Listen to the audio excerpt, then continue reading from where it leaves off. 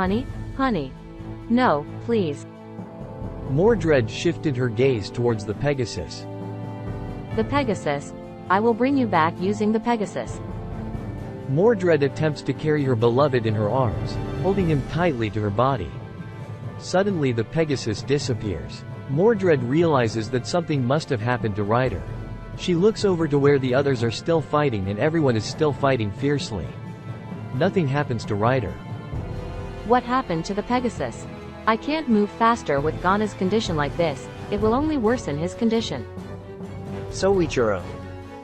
Mordred glances far at the portal area and sees Soichiro has fallen. Gana knows that something has happened to Soichiro. He has passed out due to his injuries. Without the perfect Dispel scroll, the Jinn is able to use magic and his passive ability is active, preventing any magical beasts or conjured vehicles from entering his domain. Even though his domain has been overridden. Father, what should I do? Help me, Father. Mordred looked panicked. She didn't know how to proceed. Artoria was clearly weakened after her battle with Mordred but tried to press on. We must move slowly, Gana is clearly weak. Suddenly Artoria was struck by a conjured arm from Mordred, sending her crashing to the side. She lay unconscious. Mordred's attention was drawn to the arm that hit Artoria, and her panic made her miss the conjured arm that came behind her. It struck both Mordred and Gana together. While Mordred suffered only a minor injury, but the same can't be said for Gana. Mordred opened her eyes, feeling a bit dizzy, but her first concern was for her beloved. Gana? Gana. Ah!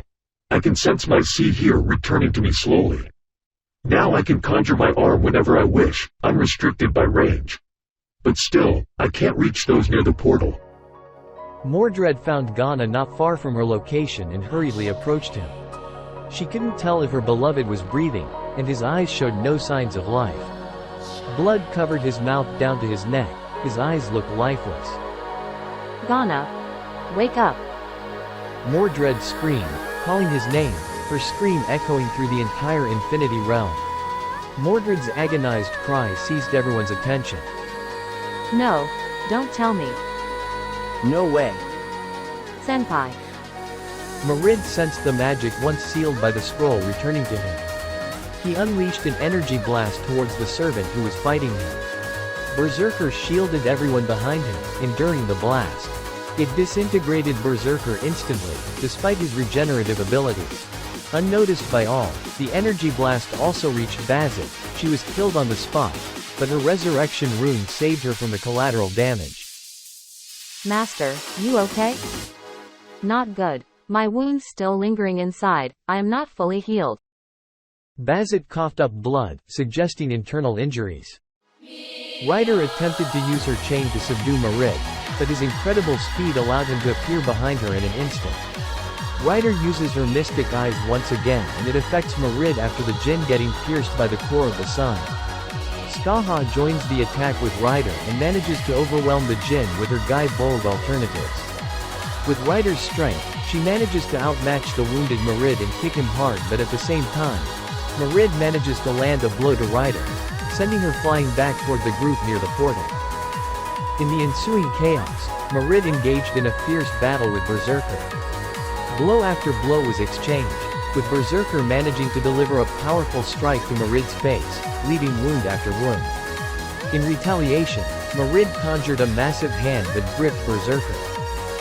Emiya unleashed his powerful arrow at Mordred, but Mordred deftly caught the arrow and destroyed it. Impossible. How did he? Berserker broke free from Mordred's grasp, and Mordred employed his energy blast once more. This time, Emiya deployed his Roias. Despite the barrier's resilience, it was crushed and exploded. The explosion is huge and affects those who confront Mordred. All servant falls to the ground including Bazit. Mordred deemed them unfit to continue the fight and shifted his attention to Gana. I'm done here. I must quickly finish him and quickly heal myself. I could sense my flesh is getting weaker over time. Curses! Al-Mu'alim sending a core of sun towards me. I wonder if the Al-Mu'alim is already dead. The Al-Mu'alim is my priority. Mordred leapt towards Gana's location, leaving his combatants behind. The Al-Mu'alim died? Or are you crying because all of you will die here? Mordred laughs as if she has already lost her mind.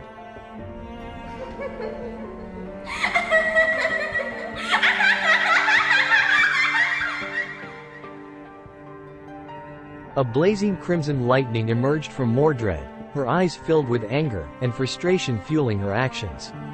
She is beyond furious. I laugh to announce your death. Ghana was breathing slowly, but he couldn't move a muscle or speak. He could still see Mordred, his vision slightly blurred and darkened.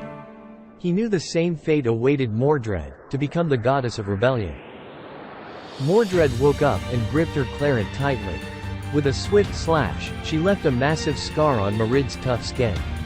Mordred attempted to retaliate with lightning speed, but Mordred was even faster, intending to tap into the speed of light.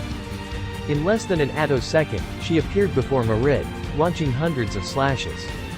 Mordred's hard flesh are cuts and blue flame streams from the wounds. As for Mordred, she also receives wounds for her action. The speed of Buraq. No, that is much slower than Buraq. Mordred's eyes blazed with complete anger. Mordred felt a long-lost sensation. He felt fear. You've torn apart my happiness, shattered my future into dust, stolen my beloved from my very grasp, the love of my life. I swear upon all that I am, I will obliterate you 1,000,000 times and more. I'll make you beg for the mercy of hell itself, for my wrath knows no bounds. Mordred hovering back and about to unleash a magical wave that threatened to destroy everything in its path. As Mordred prepared to unleash its overwhelming magic, a chilling sensation washed over the other masters and servants, an instinctive feeling that screamed danger and urged them to flee. Skaha, sensing the imminent threat, acted swiftly and forcibly pulled Bazit away from the perilous scene, retreating to where Emiya and the other servants were gathered. Bazit, consumed by fear and desperation, vehemently protested Skaha's actions, unwilling to abandon her little brother in the face of danger. Let me go. My little brother is still there. Filled with determination to protect her brother, Bazit resorted to using a command spell on Skaha, compelling her to release Bazit from her grasp. I command you to release me, Skaha. Unhand me now. Never. My job is protecting you and that is what I do. Bazit is so angry that she speaks in her mother tongue to Skaha. Ligdom imach Skaha. Tá Ghana ag fáil bás an sin. Is mé a dhearfúr mhór é. Cos nóí mé é is cuma cad é. Jóí mé bás ar a hon. Ligdom imach Skaha. Ligdom imach. Sensing the danger, Mordred quickly positioned herself in front of Ghana and aligned with Artoria, shielding them from Mordred's devastating attack. Mordred Crimson Lightning becomes more intense, prompting her to turn into the goddess of rebellion. Mordred unleashes its magic that spans to the infinity realm. This sensation? I'm afraid of losing to a human? A mere human made of clay? Shut the hell up, Jin. Ghana witnessed Mordred teetering on the brink of losing control, just as she had in a previous singularity. He was grateful that he had employed the perfect toughness scroll when he rode the Pegasus earlier. Ghana shifted his gaze towards Artoria, observing that she was on the verge of fading away. While lying weak on the ground, Ghana expressed his gratitude to Artoria, and in her weakened state, she looked at him. Go home, Artoria. To a place where you can find your happiness. Take my ticket to go home. It is yours. Ghana retrieved one of his scrolls, the perfect override. Tears welled in Ghana's eyes before he unfurled the scroll.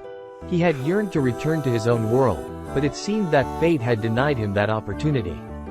He couldn't bear to see Artoria going back into that frozen time over and over. Artoria witnessed Ghana's sadness and depression.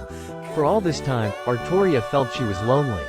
But that man, despite everyone supporting him from behind and Mordred walks along with him. He is more lonely than anyone else, more lonely than Artoria herself. Mordred, I am sorry. I won't be coming home. I am so sorry. I am staying. I am dying. He screamed without uttering any sound, in desperation to give up his desire. Ghana chose to stay in that singularity. He intended to use the scroll for Artoria, allowing her to sever the contract with the world and continue her story beyond the Battle of Camlin. Perfect override. Artoria, Pendragon. Nullify the contract binding Artoria Pendragon, and inscribe a new pact. To return. To bring that woman back. To her home. To the place where she will find happiness. The scroll ignited into radiant blue flames, leaving no trace behind. Artoria could sense the shifting of fate within her. She understood how distressed Ghana was. His wishes now passed on to her, granting her a chance for peace. Ghana cried in blood, this is beyond his limit. Run free from the abyss, Artoria.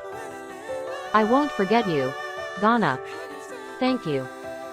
With those words, Artoria dissolved into nothingness.